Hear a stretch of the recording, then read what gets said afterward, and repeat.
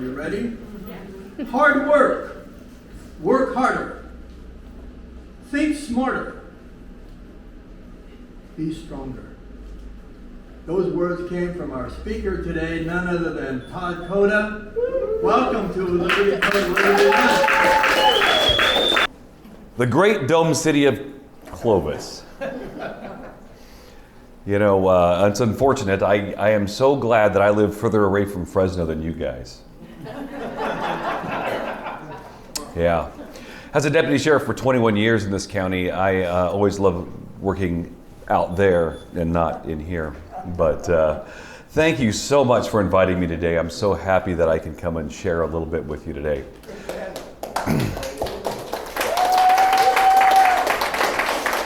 The first thing I want to say is back in 1990, 1990, I was at Fresno City College. I'm driving a powder blue Mustang, and 65 Mustang. I have a whole stereo system in it. And I could hear the Pretenders on the stereo every morning at 9 o'clock in the morning. The opening to the Rush Limbaugh show.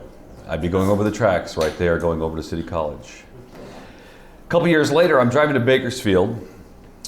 I have this young lady with me. I just met her. She was at the bank, the teller, and I asked her out. And I said, hey, I have to run up to Antelope Valley, and then you want to go to Magic Mountain? She goes, okay. And we're going down 99, we're approaching Bakersfield, and it turns 9 o'clock. The Pretenders came on again. You like Rush Limbaugh, she says? And I said, yeah, all day long. I love Rush Limbaugh. My dad's a Democrat, and he hates him. And I said, I think we're getting along just fine. 2 kids later, and 29 years later, we're still together.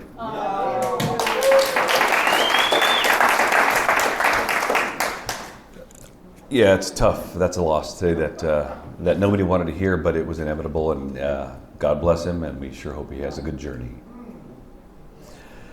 Be stronger, work harder, think smarter. We, as Republicans and as conservatives, even libertarians, do not understand the focus that the opposition has to win, the perseverance they have to win, their absolute wanderlust for power and money that drives them, and then the sheep that blindly follow them. It's been a coordinated effort in America for many, many years. Back when I was in high school in the 80s, just the poor kids would get the free lunch at school. You had to show your income and you had to prove that you were poor. Pretty soon everybody got benefit lunches, and then breakfast came along, and now it's breakfast, lunch, and dinner, and now we're in COVID, they'll give you lunch boxes. The entitlement mentality from top down is a big cause of what's happening here right now. But to be stronger, we have to wake up and realize we are right. I'm not talking about we are in the right. We are on the Constitution's side, we are on God's side, and we have the message that we cannot translate out to the people.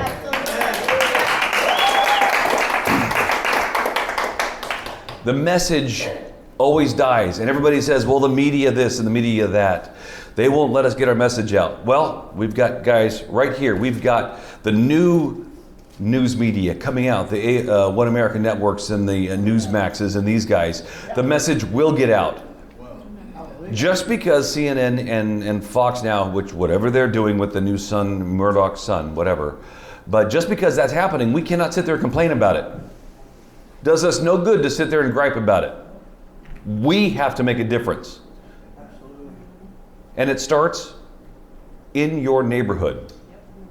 Just a few nights ago, well, actually it was last Tuesday with Cindy's group over in Kingsburg. When I was on campaign running in the 32nd, I was meeting lots and lots of people, and then one day I get invited to come up and talk with her group. And it was refreshing to go up into Kingsburg for the Tri-County group and meet people that are like-minded and very motivated to get things done. And it was really, really refreshing to see that in a small community like that. So I've been kind of helping out and just hanging out with these guys. And we were at Riverland last week, and 3 guys from Hanford are in the room that I'd never met before, but they live right down the street from me. And they have a podcast called Waking Up the Neighbors. It is really cool. I mean, all of his friends show up on his back patio. He went and bought this little mixer thing, and he just puts a bunch of mics out there, and everybody starts talking about how they feel about the virus and about, guns and about the government and about the recall and all those things. And I was invited this last Monday to be on their little show. And what is it fun? And it wasn't an in-your-face kind of thing. It was more of a relaxed conversation about the lunacy that's happening right now. And it's a way we can get a message out to these people if we can start flooding this I'd hate to say it, softball message or, easy message, but to show how it doesn't have to be confrontational, but it has to be where people can accept it on their terms because we're being reasonable, right? So we need to start from our local block community level. We have these podcast resources. There's like 50 different ways you can put podcasts out there. I guarantee you, go on Google on your phone right now and type Waking Up the Neighbors podcast, and he's going to have 40 different sources for just that one podcast. Amazing. That's where it starts, right there. And then we start building on top of there. So when I say stronger, we need to work harder also. And that means getting out there and getting the legwork done. Getting out there, and nobody works harder than this lady right over here, getting people. And she has brought so many great guests into that group from all over the state, just showing up. Hi, I'm Grover, Governor, I'm, Guy Euler from Placer, the council member in Clovis. All these people coming down just to say hi to Kingsburg, and it's a beautiful thing. But when I was running, I did a lot of time down in Bakersfield, and the Women's Republican Club down there, and I will tell you, okay, I'm going to get this out right now. We need to start making sure our Republican groups are forming, and whether it's with the CRA or these guys, because I have an idea. The women's groups in Fresno, Kings, and Kern work hard as heck. They get to know the candidates. They want to work for the candidates. And I hate to say this, but the central committees are useless in all 3 counties. Correct. Useless. Oh, yeah. They convinced me to run for assembly, and the minute I did, they only had Valadeo on their minds, and they didn't give me a minute of time in Kings County, and Kern County didn't even endorse me until 3 weeks before the general. So no, Republican central committees, as far as they can just go away, and we'll make our own new ones. That's where I'm at right now with that. In Kern County, the ladies have a thing called Spirit of America. Spirit of America, every 2 years, they bring every candidate that's running in the county, they rent this big hall, they put tables around the outside of the room, and each Republican gets to sit there and talk to people. You can go up to their table, you can give them money, you can talk to them, you can get their flyers, do whatever you want. Everybody gets 4 minutes on the stage, just like we're doing right now, and they have a dinner. It's a really cool event, and I think every community should have this thing. This year it was house to house though, because they couldn't rent the halls anymore because of the Rona, right? So here's how it goes. We went to 4 different houses, and all the candidates that wanted to be in this program submitted a 4-minute video. They made a completely produced video of all the different candidates, from Kevin McCarthy all the way down, Shannon Grove, Vince Fong, myself, everybody all the way down. And when I was at one of the houses, one of the leaders of the women's group says, "Do you realize in Kern County we have 51 Republicans on a ballot this time?" And then somebody said, "Wait, they're running against each other?" No! You don't realize how many different elections there are in a county. And they had 51 that they were tracking in Kern County. Coming up, we have the census getting finished up, and we have redistricting coming up, right? What's that about, the redistricting? Every 10 years, we have a census. Our congressional districts, our assembly districts, our Senate districts in California, not national, but all these districts, whether it's city council members or county supervisors, all the way up to assembly and California Senate and Congress, those are all made by population numbers. So once every 10 years, they have to relook at the population. And California has a decreasing population, so we're going to be losing at least one congressional district. So at this moment, we don't even know if there's going to be a David Valadao district coming up in next year for reassignment, because our idea is they're going to expand every Central California district and just erase the 21st. That's what we've seen coming down the pipe. Wow. Maybe that's why he's being a jackwagon right now. I don't know. But so we have to wait until the census is done before they can start redistricting. Everybody in this group, and I've told the Kingsburg group the exact same thing, you need to get down to the elections office and get your name on the short list and just invade the redistricting for Fresno County. Because if you don't, I guarantee you the liberal activists will invade that, and they will use every excuse to gerrymander every district in the cities and in the county and Fresno County here. But we don't care, because we have our lives, and we've got our Starbucks, and we've got our whatever, right? We've got those things. We really do have to start paying attention. My district in Kern County included half of Kern County. It had McFarland, Wasco, Shafter, Delano, Buttonwillow out there on I-5, and then Arvin and Lamont. It wrapped outside of Bakersfield, around Bakersfield, and got every farming community, but I didn't get any Bakersfield. Because Dolores Huerta said that Mexicans need enough representation, and they had to make a district with only Latinos in it. 75% Democrat. They don't want just a little edge, they want a huge swath when they cut it. That's why it is so important that we flood these redistricting commissions with people. Get on the boards, be the leaders. Don't sit there quietly. Get out there and yell. We will make this fair. We could win elections more if we didn't give ground so much. Giving ground is something that Republicans have made an art.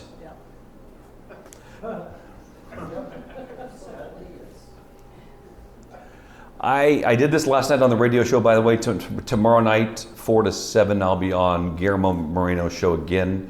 He's on vacation this week in the snow or something, so I'm happy to do it for him. What station? 1550 KXEX. AM. It's wonderful. You did great yesterday, by the way. It's a lot of fun. I love being in the hot seat. Yes, sir. Is this redistricting done locally? It's done by the city, by the county, and by the state. So it's boom, boom, boom. So go to the county elections office and figure that out. And there should be somebody in this room that would like to run for the county elections director on the ballot, so that we can fix the problem with our ballots in Fresno County. It's an elected position, people, and it usually goes unopposed. We can't have that. No unopposed seats, guys. None. So, y'all may have noticed there was a big football game a couple weeks ago, right? Here's how I equate Republicans versus Democrats, football style. You have the Democrats on offense and Republicans on defense most of the time. Most of the time. And you got a guy like, let's say it's Joe Biden. Let's just say it's Joe Biden. And over here you have AOC, and you got Nancy over here, and maybe Chuck Schumer as the center, right? You got all your Democrats over here.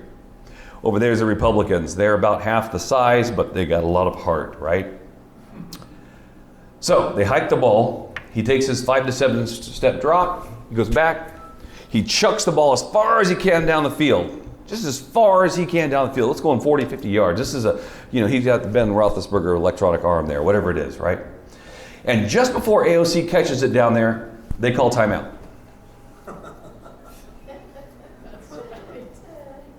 Hey, Republicans, AOC may catch that ball. If you give us 5 yards, we'll call this even. We talked about that gun law, right? That 127? 127. They make this massive bill with all these things and then make you happy that it's only this big. They know what they're doing. So they chuck that ball down there, and right before the vote, well, you know what, you give us this and we'll let the rest go. And what do Republicans say? Okay. Every single time. So, Republicans have the ball now. It is 1984. We got Newt Gingrich in there. We have the New Deal, or whatever they called that thing. What was it called? The Contract with America. We had everything. We had the House and the Senate. First time in forever. 30 years. Right? How much did they get done in those first 100 days? Not a thing. Republicans get the ball. They're on offense. All right, here we go. They hike the ball. The oldest player on our team in a wheelchair, they give the ball to. And he gets tackled behind the line. We lose even when we're on offense. We lose yards because we concede, we concede, we concede.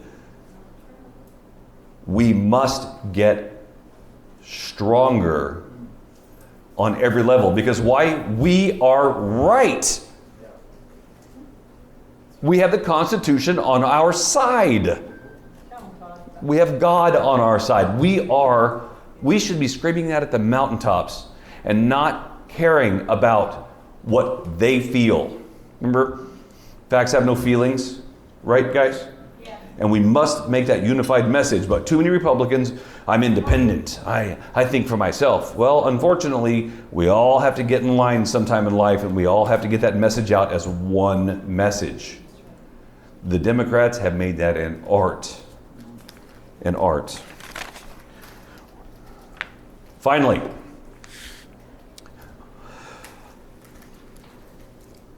three weeks ago, I got a text, and it says, "Do you realize David Valadao just voted to start impeachment on Trump?"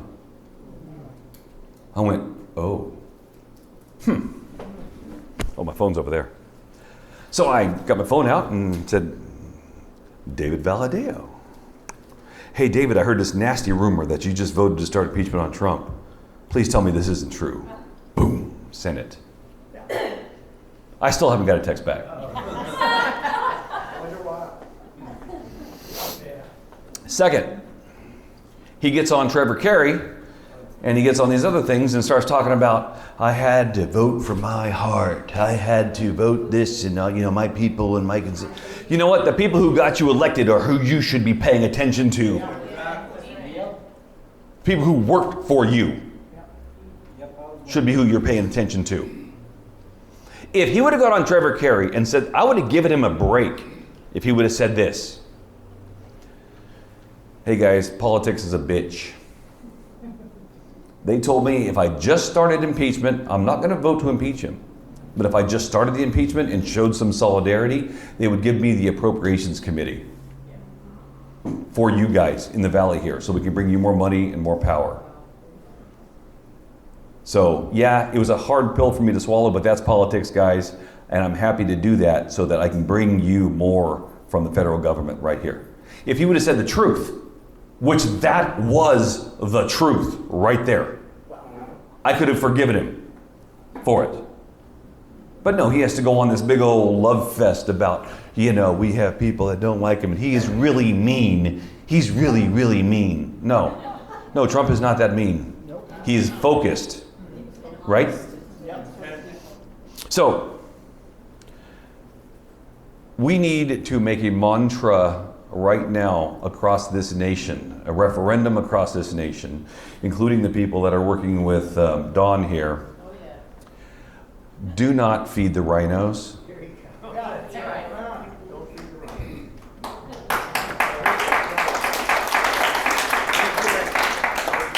Republicans, if you're going to run for office, you better have a pair. If not, you better grow a pair. Because we need brass balls going up there to never give ground, never give up. Be stronger, work harder, think smarter. Don't give up ground. Thank you so much. Thank you.